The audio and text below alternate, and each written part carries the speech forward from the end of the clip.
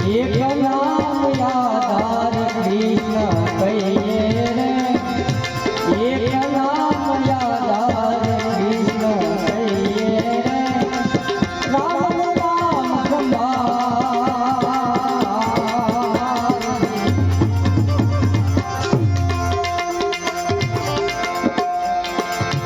ગુરુ ગમ પાયો મન સમજાયો, ગુરુ ગમ પાયો મન સમજાયો, જુગત કરીને જગુરાય રે,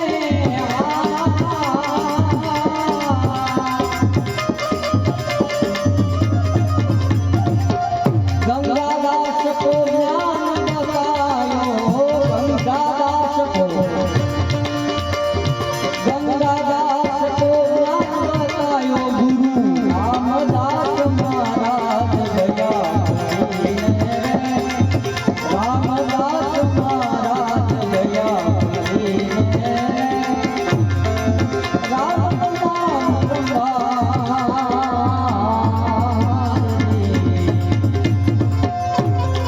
જોકે જવાનું બધાની આઈડિયા ફરજિયાત છે. વકીલ સાહેબ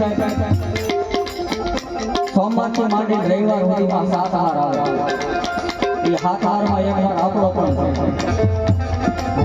ભગવદ્ ગીતાના બીજા અધ્યાયમાં 23મા શ્લોકમાં ભગવાને કીધું છે ને, જાત છે એ ધ્રુવ મૃત્યુ, જન્મ તેનો નાશ છે, ચડે તે પડે, ખીલે તે કર્માય, ઉગે તે આત્મા, તે કુદરતનો નિયમ છે. પણ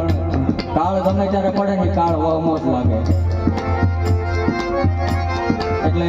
માને શ્રદ્ધાંજલિ આપ્યું એક ભજન પછી ભરતદાસ બાપુ અમારા પધાર્યા છે, રામચરિત માનસના વક્તા, બહુ સારા વક્તા છે.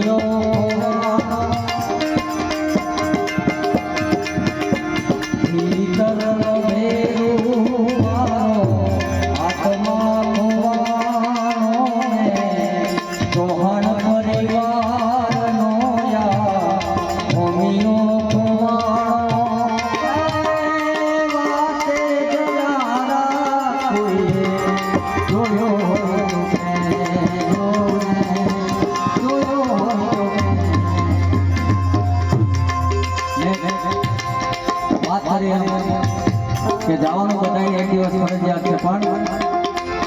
નવી રચના છે અને પાછી ભજને સ્વીકારી છે એટલે મને બહુ ગમે છે બાપુ. એટલે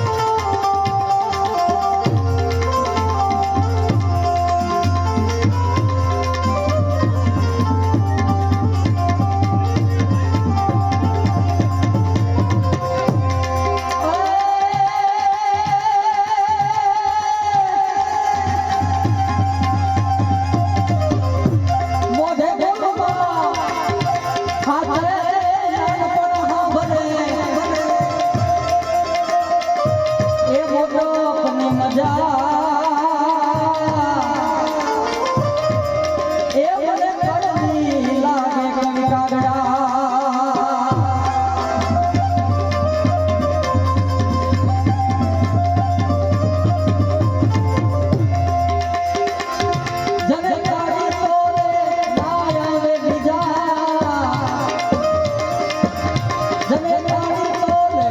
ના આવે બીજા લુખા લાડલા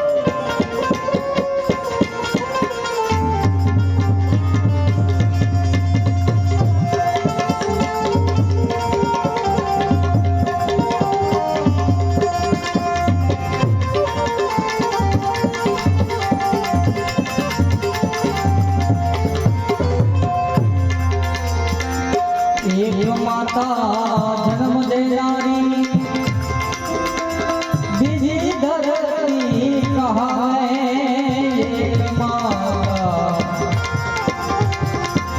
જન્મ દેનારી બીજી ધરતી કહાવે મળી નહીં હરીને માં દીદી પરમેશ્વર પણ પશુ રહ્યો ઈ જાયો જશોદાનો કાન કહેવાણો કાગડા બાપુ શ્રીમદ ભાગવત ની અંદર ભગવાનના 24 અવતાર દેખાણા શ્રી વેદવ્યાસજીએ 24 અવતાર લખ્યા પણ એમાં બહુ આપણે જાણતા હોય તો 10 અવતારને જાણતા હોય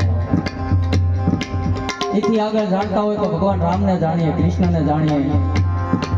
ભગવાન વામનને જાણીએ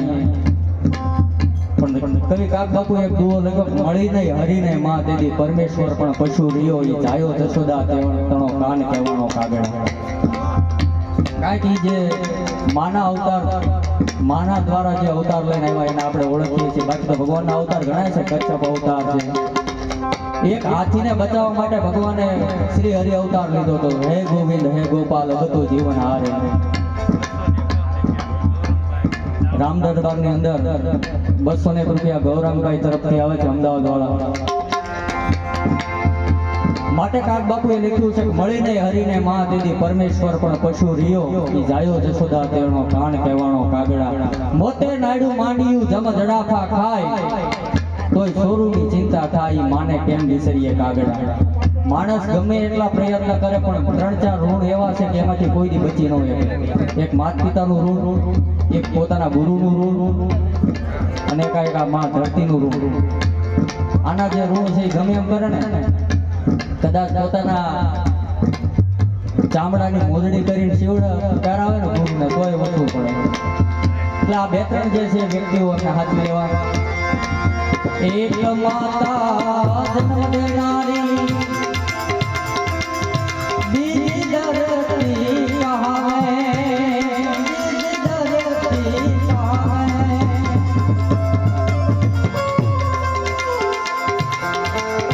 કહે પુરુષોત્તમ અંગ્રેજોને કહે